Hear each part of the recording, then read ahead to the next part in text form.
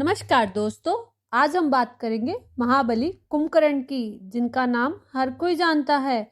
कुंभकर्ण को रामायण के शक्तिशाली योद्धाओं में गिना जाता है। हर साल दशहरे के दिन रावण के साथ कुंभकर्ण का पुतला भी फूंका जाता है। कुंभकर्ण का व्यक्तित्व इतना रोचक है और उनसे जुड़ी बातें हैरान करने वाली हैं। आज हम आपको कुंभकर्ण के सोने के पीछे की असली वजह बताने वाले हैं।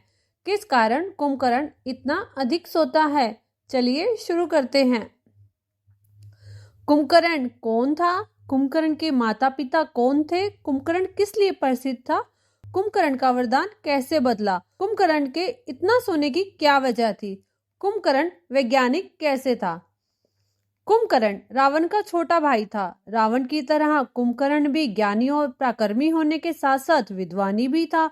कुंभकर्ण के पिता का नाम विश्वा था, जो एक ब्राह्मण थे, और माता का नाम कैकसी था, जो एक राक्षस कुल की थी। तभी कुंभकर्ण और रावण विद्वानी होने और ज्ञानी होने के साथ उनमें राक्षसी गुण भी थे।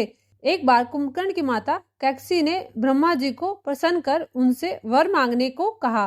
कुंभकर्ण जन्म से ही विद्वान थे। कुंभकर्ण ने एक बार घोर तपस्या कर ब्रह्मा जी को प्रसन्न करने में जुट गए। इधर ब्रह्मा जी खुद सोच में पड़ गए, अगर कुंभकर्ण कुछ अवांछित मांग लिया तो मैं क्या करूंगा, जिसके चलते वो देवी सरस्वती के पास गए और उनसे सारी समस्या बताई।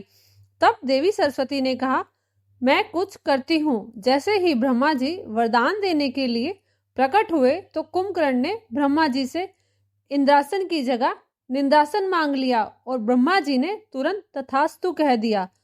तब कुंभकर्ण ने ब्रह्मा जी से अपना वरदान वापस लेने को कहा। ब्रह्मा जी ने कहा, अब कुछ नहीं कर सकता। अगर एक बार वरदान दे दिया तो वापस नहीं ले सकता, पर इतना कर सकता हूँ कि तुम अब 6 महीने जागोगे और 6 महीने सोओगे। इसके बाद से कुंभकर्ण 6 महीने सोता था और 6 महीने जागकर खूब खाना खाता था। इसके साथ साथ ब्रह्मा जी ने सचेत भी किया, अगर कोई तुझे समय से पूर्व उठाएगा तो तेरी मृत्यु निश्चित है। वो दिन तुम्हारा आखिरी दिन होगा। राम रावण के युद्ध के समय रावण ने अपने स्वार्थ के लिए कुंभकर्ण को समय से पूर्व उठा दिया था। कुंभकर्ण को उठाना कोई आसान बात नहीं थी। कुंभकर्ण को उठाने के लिए नगाड़े, हाथी, घोड़े सब तरह से उठाने का प्रयास किया गया, पर उसका उन सब पे कोई असर नहीं हुआ। फिर कुंभकर्ण के लिए भोजन और मदिरा मंगाई गई, जो कुंभकर्ण को बहुत अधिक प्रिय थी। तब जाकर कहीं कुंभकर्ण उठा, उसने भोजन किया, जिसके बाद उसने घड़े के घड़े मदिरा के पिए और भोजन करते ही रावण के पास गया और उठाने की वजह पूछी।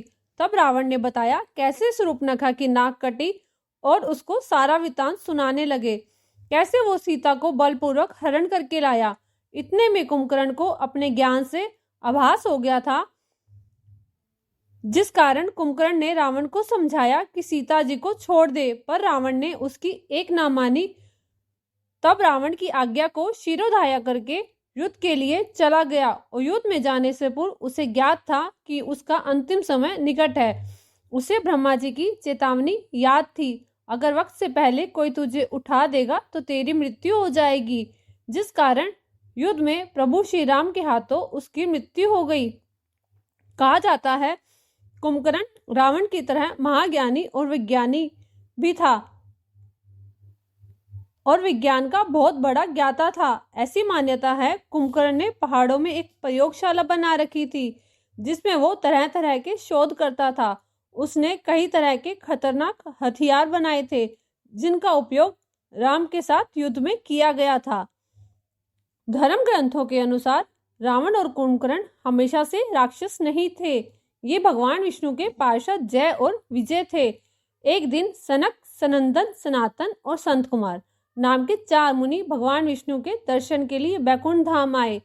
तब जय और विजय, जो भगवान विष्णु के द्वारपाल थे, उनकी हंसी उड़ाने लगे। उनका अपमानजनक तरीके से उनको रोकने की कोशिश करने लगे, क्योंकि वे मुनि सदा 5 वर्ष की आयु के दिखते थे। कहा जाता है ब्रह्मा जी ने सृष्टि बसाने के लिए इन्हें भेजा था, पर इन 4 संत कुमारों ने मना कर दिया। कहा, हम भाई सिर्फ भगवान का भजन करेंगे। ये जितने छोटे थे उतने ही विद्याकंस थे। इन चारों को चारों वेदों के रूप में देखा जाता है। जय और विजय को उनके बारे में कुछ आभास नहीं था, पर चारों मुनियों को उन पर क्रोध आ गया, जिसके चलते उन्होंने जय विजय को श्राप दे दिया। तुम्हारे कर्म असुरों जैसे हैं, तुम राक्षस हो जाओ, तुम्हारा पतन हो जाए। इस पर जय विजय उनके चरणों में गिरकर दया की भीख मांगने लगे। उन्हें अपनी गलती का एहसास हुआ। तब मुनि कुमारों ने कहा, हम अपना श्राप तो वापस नहीं ले सकते, पर तुम्हें राक्षस बनकर 3 बार तो जन्म लेना ही होगा, और हर जन्म में भगवान विष्णु स्वयं तुम्हें मुक्त करेंगे। इसके बाद तुम वापस अपने पदों को प्राप्त करोगे। तब तक उनके पहला जन्म हिरण्यकश्यप और हिरण्याक्ष, और दूसरा जन्म रावण और कुंभकर्ण, तीसरा और आखिरी जन्म शिशुपाल और दंतवक्र का हुआ। दोस्तों, कुंभकर्ण के जीवन की कहानी जो हमने आपको विस्तार से सुनाई है। दोस्तों, कुंभकर्ण का पतन इसलिए हुआ क्योंकि उसने अपनी काबिलियत का उपयोग गलत जगह किया। बुद्धि होने के साथ साथ उसका उपयोग सही जगह करना भी आना चाहिए। बुद्धि और ज्ञान का हमेशा अच्छे कार्यों में उपयोग किया जाना चाहिए, तभी व्यक्ति ऊंचे पद को प्राप्त करता है।